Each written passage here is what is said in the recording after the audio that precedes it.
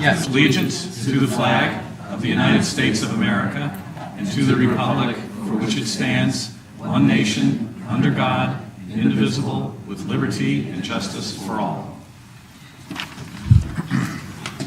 Thank you very much. Next item of business is Spotlight. For this, we will go to Ms. Keys. Thank you, Mr. Lyons. Good evening, everyone, and welcome to our Spotlight section of our agenda for Tuesday, June 3rd, 2014. Ponus Ridge Middle School named a Connecticut PBIS banner school. The Norwalk Board of Education is proud to honor the staff and students of Ponus Ridge Middle School for the success in implementing positive behavioral interventions and supports, also known as PBIS. In recognition of their work on PBIS, Ponus has been named a Connecticut PBIS banner school by the State Education Resource Center. Criteria for recognition as a banner school includes effective implementation of key PBIS features, a focus on decreasing the over-representation of referrals with students of color, and a commitment to continuous improvement. The State Education Resource Center found all these features evident at Ponus Ridge Middle School. Ponus introduced the PBIS program in 2010, and it was the first school in Norwalk to do so. The school-wide PBIS program established a standard set of procedures and expectations for students and rewards those who meet the school's highest standards. From the time they enter Ponus, students are made aware of the behavior that is expected of them at all times every day, whether it's in the classroom, cafeteria, or in the hallways. Those expectations are also reinforced continually throughout the school year. You can ask any student at Ponus, and they will tell you that Ponus Pride stands for perseverance, respect, intelligence, diversity, as well as excellence. Students who exhibit the elements of Ponus Pride are rewarded with special privileges, prizes and awards, and positive postcards that are sent to home. By shining a spotlight on positive behavior, Ponus has created a culture of respect and achievement that has changed the climate at the school. Among the results is a dramatic drop in school suspensions, which has declined by more than 50% each year since PBIS has been in place. We here on the board would like to congratulate the entire Ponus Ridge Middle School community for its recognition as a PBIS banner school. So I would like everyone to stand, any of the community, parents, and leaders as well, and we'd like to honor you for this.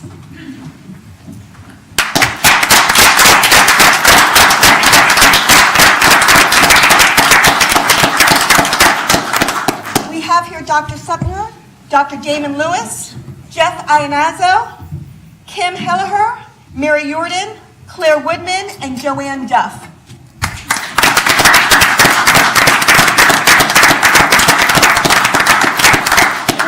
Come up here, we can give you the certificate, please. Everybody? Everybody can come up as well, that would be great.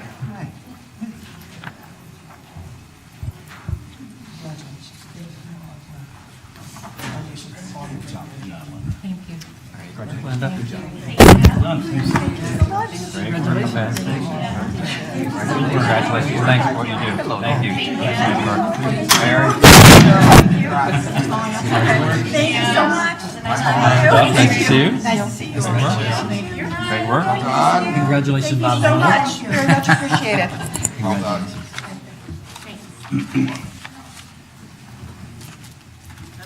Okay. All right, next we also want to take an opportunity, as the board traditionally does over the time, to recognize former members of the board who have left at the end of a term. This is, as those of us sitting here know, a tough and often very thankless job. And the people who run for this position serve out of love for their community, not for the massive paycheck, which for those of you who don't know is zero. And one of the people that we're going to recognize is Steve Colorasi, who recently served on the board, and his very good friend, Vice Chairman Kasimis, has a few words.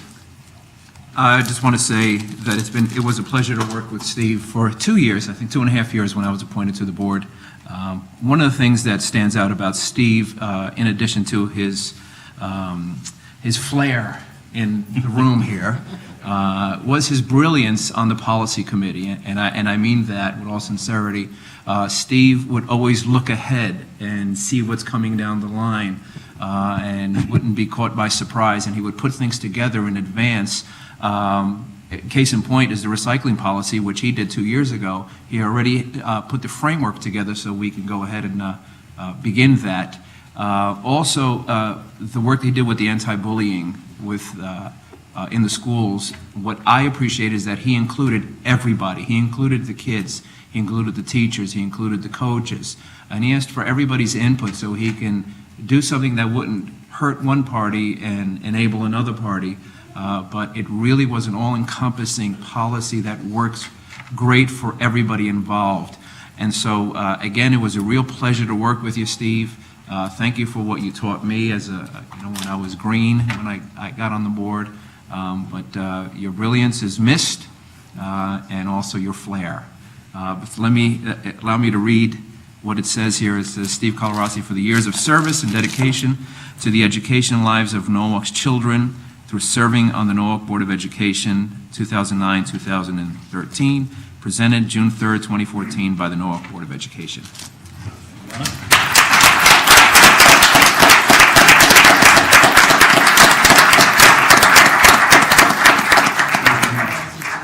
I'm booking you for my eulogy. Thanks. You're doing a great job on policy. Congratulations. Actually, the view is just as good over there. I noticed that Steve brought with him his son Anthony, who I believe, if my calculation is correct, will be in the Norwalk High School class of 2032. So Steve, you got to stay active for a long time here now.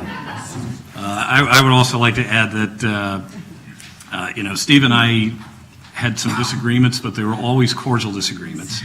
And his intelligence and his wit were valued.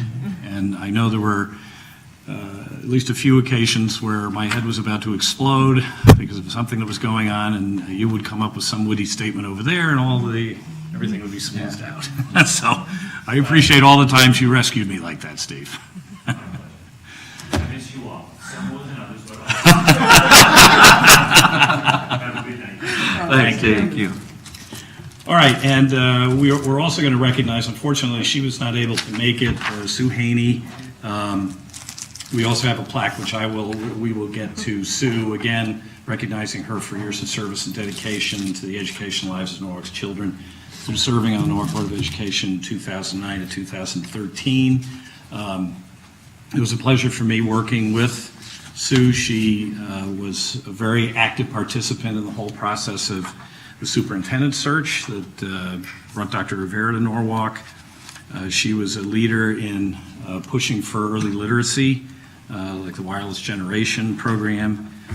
She did an excellent job chairing our negotiations committee and negotiating savings for the school system, which bore some fruit this year when we generated $2 million of savings on our insurance account, thus allowing us to carry out some new initiatives and also actually help the city out for once on a budget. So I would just like to recognize Sue in absentia and thank her for her service.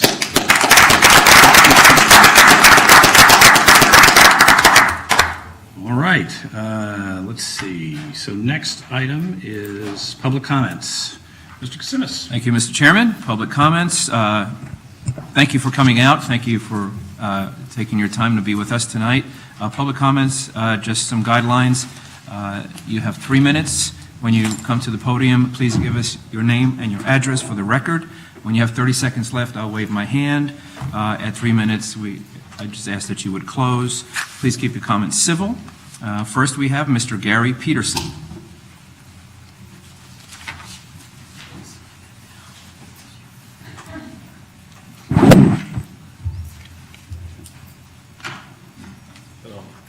That's Gary Peterson. I'm Bridgeport, Connecticut. I work here in the public. We have your address too, just for the record. Your address. 225 Edgemore Road, Bridgeport, Connecticut. Thank you. And I don't need 3 minutes. I'm on my lunch break. I just came here to just make it a formal complaint or put it on the record about the privatization of the custodial staff that's going on right now. I'm assuming that I'm hearing that it's going to be as soon as July. And I just want to go on record that I'm publicly against it because it is taking away our jobs and our livelihood. And again, that's really all I have to say tonight. I just want to go on record that I am against it. Thank you. Next we have, it says Kenny, and I can't read the last name. I think it's Quinones. Is that correct?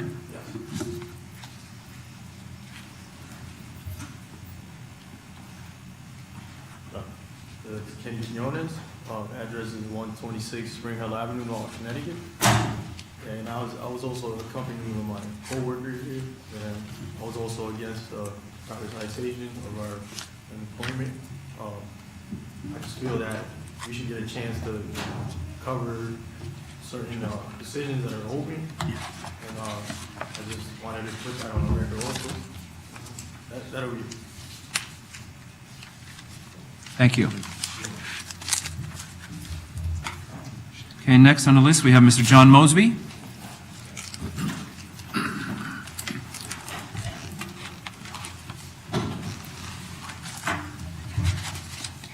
My name is John Mosby, 15 Anderson Avenue in South Norwalk, Connecticut. Everybody knows Mr. Mosby, and I'm not no stranger. I want to say tonight, with those custodians who just spoke, there's a lot of the custodians spoke to me too, and they're scared to death. They don't know what to do. They feel that the union officer have let them down. And they asked me tonight to come here and speak on behalf of them. And I'm not afraid to speak. Everybody know me. I want to tell the truth. What's going on in Norwalk is wrong. I also talked to the 100 worker from Neon who lost their job. And I told them, I said, you know, the union should be out here fighting for y'all. But I'm going to speak on behalf of them. That look like there's a tendency in this town to get rid of all the minority and the poor people in this town. I think it's wrong to privatize and get rid of these here guys without the public knowing about it. We didn't know nothing about it. You're making contracts here with outside vendors, which the public should and the board should look at. Don't nobody know who they are, no record chain, one in the school, no take over the school. What's going on in this town? This is wrong. And I say to these guys tonight, they don't think of Mr. Mosby doing it, because you know I'm a fighter. I just keep on fighting. I don't back out. I think it's wrong. Also at Neon down there, I want to say this for the record, because I know I only got 3 minutes. But those councilors told the truth about Neon down there, because I was at that meeting about them rigging all the things that they found was wrong. And I'm going to say very briefly, I got a document right here, and I ain't got time to read it, but this document was done back, and I kept searching for this document about the Head Start down there. And they did what you call a auditor before, and I asked this board for orders to the maintenance department, and all I never seen that. But this order was done before, if you look at this record, and I would got my answer. The Board of Education used to own the Head Start down at Neon. And if you look at this record, everything was done wrong. They found violation after violation. The corporation them have this document too. All of them have it. And if you see there how they were stealing and carrying on, and this is wrong. And just to go on the record, they say they don't have no document. There is document, and here's a document right here. And what I say, I can prove it. Thank you very much. Thank you, Mr. Mosby. Mr. Chairman, that is all that's signed up for public comments. Okay. We have actually, I should have done this under the spotlight, but Mayor Rilling has 2 proclamations which he wanted to bring to our attention this evening. Mayor? Thank you, Mr. Chairman. As most people know, during the past 2 months, we lost two very dedicated public servants, two people who gave a lot of their time and their life and their energy to trying to make things in Norwalk a lot better. One of them was the father of our own chairman here, Mr. Lyons, William J. Lyons Jr., who passed away on April 11th, 2014. And, I noticed when we recognize people, a lot of times we just don't know who they were or what they did because we don't really always take the time to learn about them. So in looking at this, I see that he and I had a lot in common. I guess he was a military police chief in this German city of Regensburg, a population of 135,000, so I probably could have learned a lot from him.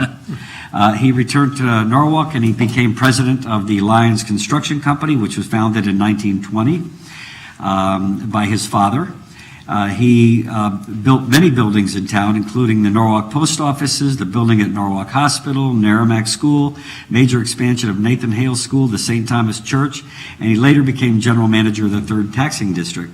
He also was an active in Norwalk politics. He served as a 3rd Taxing District Commissioner, served 2 terms in the State House of Representatives, and a term representing Norwalk and Darien in the State Senate, and he served as chairman of the Planning and Zoning Commission. So on May 13th, when I put together this proclamation, I said that therefore, I, Harry W. Rilling, as mayor of the city of Norwalk, Connecticut, do hereby honor William J. Lyons Jr. in Norwalk, and in doing so, urge all citizens to honor him for his dependability, constancy, and commitment to the city of Norwalk.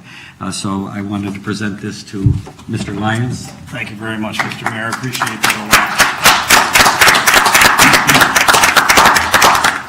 We'll share this with the whole family. This is great. Thank you. The next proclamation I have was in honor of somebody that you all know very, very well, who passed away on May 22nd. And when I was talking to Chris Bradley from the library and some others from the library, they're going to name a room after her called Judy's Room. And they're going to have a quote from I believe William Shakespeare that says, though she be small, she's fierce. She was fierce. And I think if you know Judy, she was fierce. And if you would, I'd like to read the proclamation and then ask for a moment of silence in her name. Whereas Judith Rivas, former director of Library Information Services, Norwalk Public Library, passed away on May 22nd, 2014. She was born December 8th, 1955 in the Bronx to the late Ismael and Ramona Rivas. She worked at the library for over 28 years, where she loved helping everyone who came through the doors. Judith Rivas graduated from Bronx High School of Science and Fordham University and Southern Connecticut State University with a master's degree in library science. She was a co-founder and active member